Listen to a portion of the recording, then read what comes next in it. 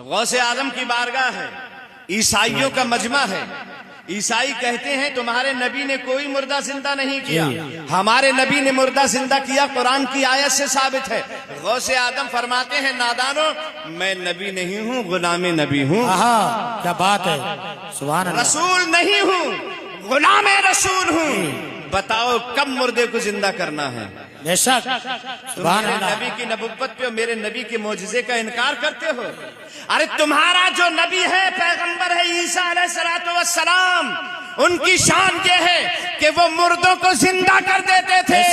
नादानो सुनो, जब हजरत ईसा मुर्दों को जिंदा कर देते थे तो जिनके सदके में ईसा पैदा किए गए हैं वो मुर्दों को जिंदा क्यों नहीं करेंगे? सुभान अल्लाह, माशाअल्लाह, बहुत खूब, क्या बात है, सुभान अल्लाह। ईसा को जो नबुव्वत मिली है बेशक, वो हमारे नबी के सदके ही में बेशक, सुभान अल्लाह, है बात ना? है। जब ईसा मुर्दे को जिंदा कर देते हैं तो जिनके सदके में ईसा बनाए गए हैं, जिनके सदके में ईसा नबी बने हैं, वो मुर्दों को जिंदा क्यों नहीं करेंगे? लेकिन ए नादानो सुनो, अगर तुम जिंदगी की बात करते हो और मुर्दा जिंदा करने की बात करते हो तो ये तुम्हारे सामने अब्दुल कादिर जीलानी है, इसे देख लो, ये नबी नहीं है, गुलाम नबी है, ये रसूल नहीं है, रसूल का उम्मती है। बताओ कब मुर्दे को जिंदा करना है और किस मुर्दे को जिंदा करना है और कहां मुर्दे को जिंदा करना है?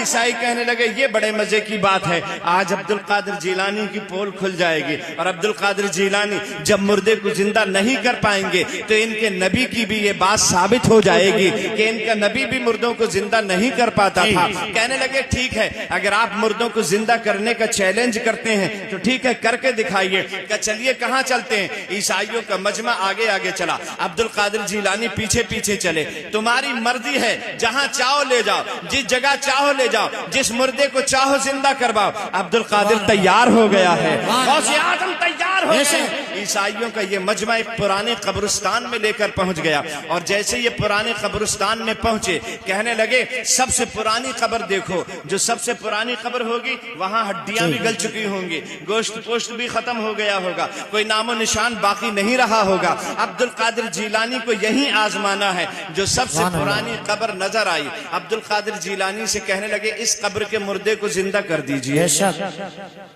सुभान अल्लाह, सुभान अल्लाह। तुम जिस गौसे आदम को मानने वाले हो बड़ी पावर वाले हैं, बेशक, सुभान अल्लाह, हद वाले हैं, बहुत पावर अल्लाह ने उन्हें दी है। ईसाइयों का मजमा कहने लगा इसी कब्र के मुर्दे को जिंदा कर दें। अब्दुल कादिर फरमाते हैं ठीक है, जिंदा कर दिया जाएगा, लेकिन उससे पहले चंद बातें तो सुन लो। जी बेशक, जिंदा कर देंगे, सुन लो।